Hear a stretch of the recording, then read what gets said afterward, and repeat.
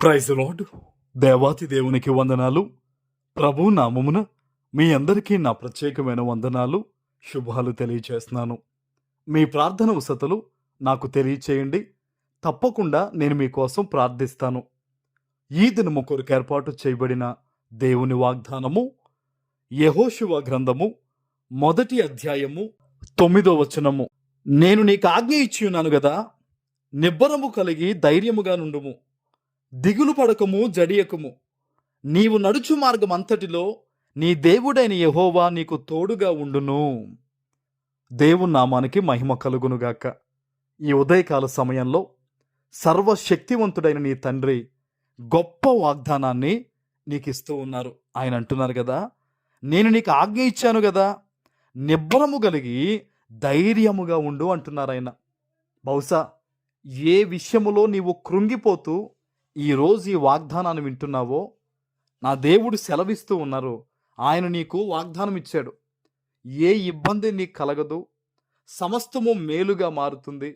ఆ సమస్యల గురించి నువ్వు బాధపడొద్దని నీ తండ్రి నీకు చెప్పి ఉన్నారు కదా. ప్రభు అదే మాట్లాడుతున్నాడు. నేను నీకు ఆజ్ఞ ఇచ్చి ఉన్నాను కదా, నిబ్బరము కలిగి ధైర్యంగా ఉండంతే. నా దేవుడు చూసుకుంటాడు. నా దేవుడు నన్ను బలపరుస్తాడు. ఏ విషయములో కూడా నేను భయపడను అని నీ మనస్సును నువ్వు ధైర్యపరచుకోవాలి. నిబ్బరము కలిగి జీవించాలి. అపవాది నిన్ను అన్ని విధాలుగా కూడా పాడు చేయాలని అనేక రకాల ఆలోచనలు నీ ముందు పెడుతూ ఉంటాడు. కానీ ఏది నువ్వు పట్టించుకోవద్దు. నా దేవుడు చెప్పాడు నన్ను ధైర్యంగా ఉండమని.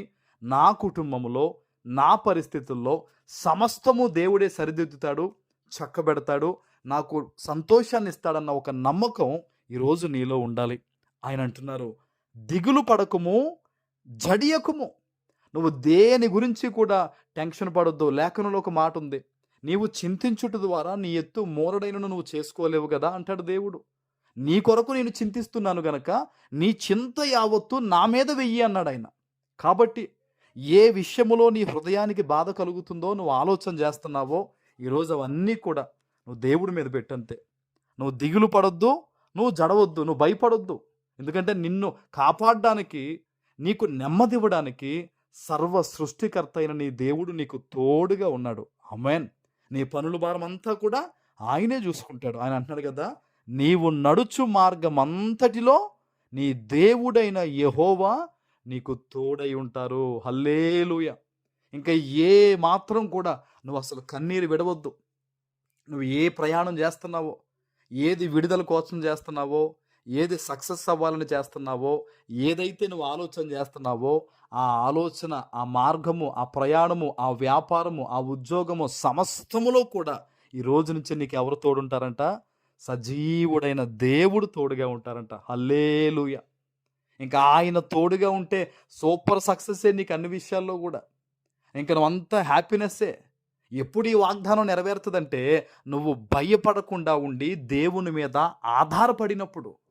అపవాది వాడు చేసే మొట్టమొదటి పని, నువ్వు దేవుని మీద ఆధారపడకుండా డబ్బు మీదో, మనుషుల మీదో, జ్ఞానము మీదో, లోకం మీదో ఆధారపడేలా చేస్తాడు. ఎందుకంటే నువ్వు పడిపోతావు కాబట్టి.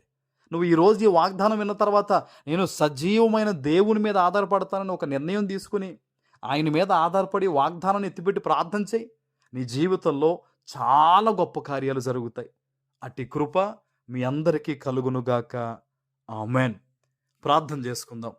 పరిశుద్ధుడు అయిన మా తండ్రి, మీకు స్తుతులు. ఈ ఉదయకాల సమయంలో మీరిచ్చిన గొప్ప వాగ్దానము ప్రతి బిడ్డ జీవితంలో నెరవేర్చి స్థిరపరచమని యేసు నామమున ప్రార్థిస్తున్నాను తండ్రి. ఆమేన్.